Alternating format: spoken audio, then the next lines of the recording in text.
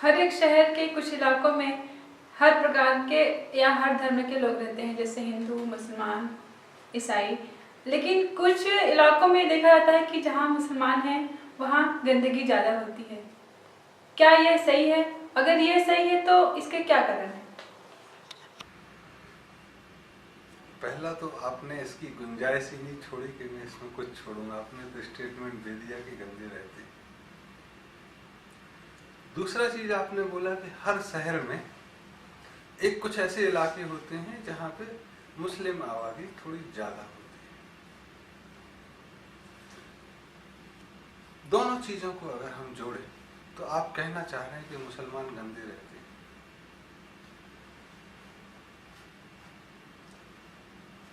इस पर थोड़ी सी चर्चा की जरूरी है,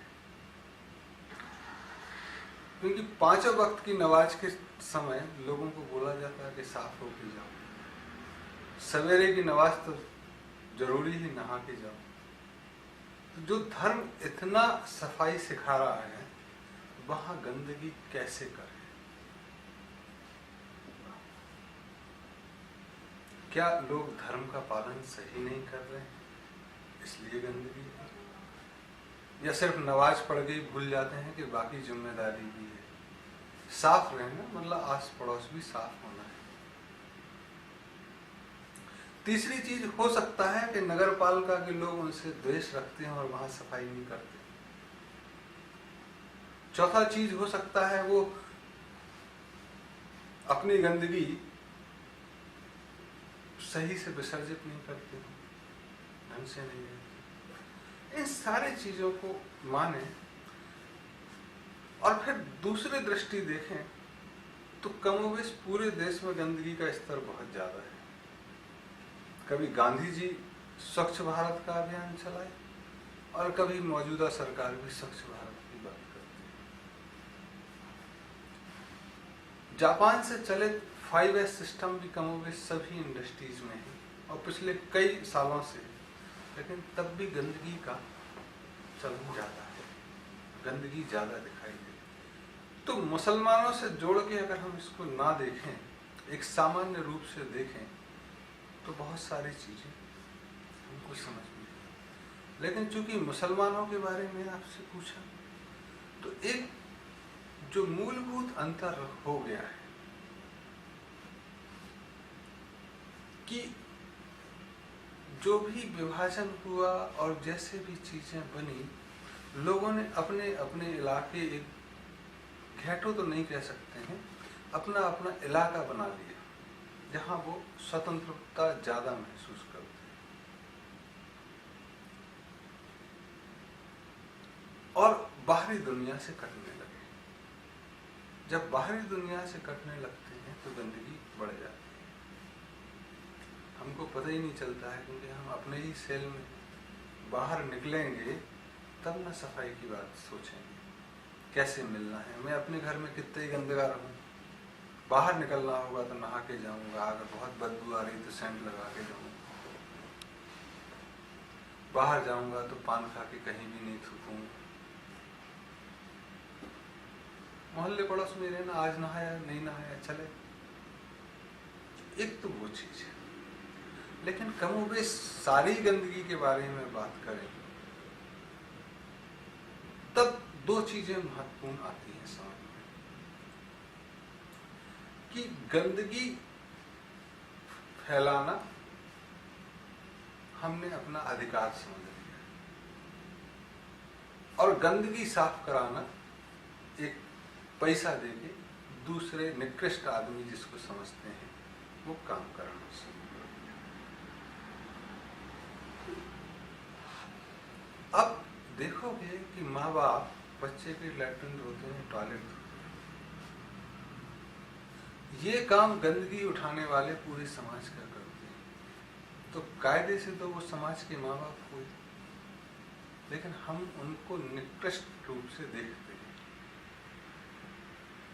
तो उनको वो सम्मान देना जब शुरू करेंगे सफाई करने को, तब सफाई बेहतर होगी, न केवल मुस्लिम इलाके में बल्कि सारे इलाकों में। सरकारें इसमें असफल साबित हुई हैं सफाई रखवाने में।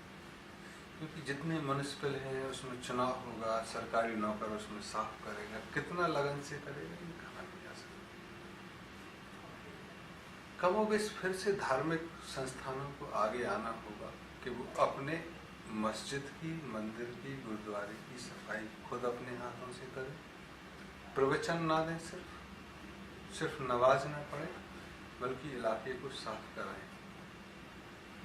और अगर हिम्मत है तो जिस इलाके में मस्जिद है, मंदिर है, अपने से जितनी सामर्थ्य है, चाहे 2 किलोमीटर एरिया ले लें, 5 किलोमीटर एरिया ले लें, खुद साफ कराने की मुहिम चलाएं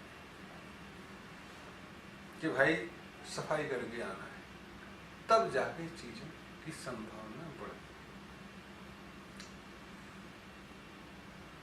अगर हम पूरे देश में देखें तो गुरुद्वारे में सरदार लोग सफाई करते हुए नजर आएंगे स्वयं, उनके इलाके थोड़े ज्यादा साफ नजर आते हैं। मंदिरों में भी कुछ बुजुर्ग लोग या जिनको काम नहीं है वो सेवा भाव से सफाई करते नजर आते हैं। कमोबेश मस्जिद में ऐसा कम देखा गया है कि लोग सफाई करें। वो सफाई 1 टाइम 2 टाइम हो जाए वो बहुत है, कुछ लोग कर दें। इस मानसिकता को बदलने की जरूरत है, तब जाके चीजें होंगी। तो आपके जो 2 स्टेटमेंट हैं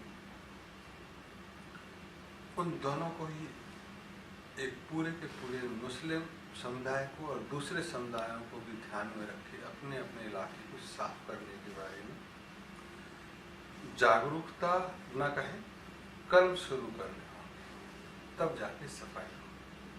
और जैसा कहा आपने कि कुछ इलाके अलग होते हैं, थोड़ा बहुत तो है, लेकिन पूरे भारत में ऐसे बहुत मिलजुल कम है, ऐसा स्टेटमेंट हम नहीं दे सकते। क्योंकि अधिकांश जगह मुसलमान, हिंदू, क्रिश्चियन, बौद्ध, सिख सब साथ साथ ही देखे गए हैं। और टेक्नोलॉजी ने तो इनका डिस्टेंस बहुत कम करा दिया है। ट्रेन में आपको पता ही नहीं चलेगा, हवाई जहाज में पता ही नहीं चलेगा कौन कहाँ बैठा है, बगल वाला क्रिश्चियन है, हिंदू है, मुस्लिम है, सिख है, पता भी नहीं चलेगा। तो वो जो पुराने ज़माने में थोड़ा होता रहा है कि अपने अपने इलाके बट गए, वैसा अब कम होने लगा है और आगे आने वाले समय और भी कम होगा, ऐसे हम उम्मीद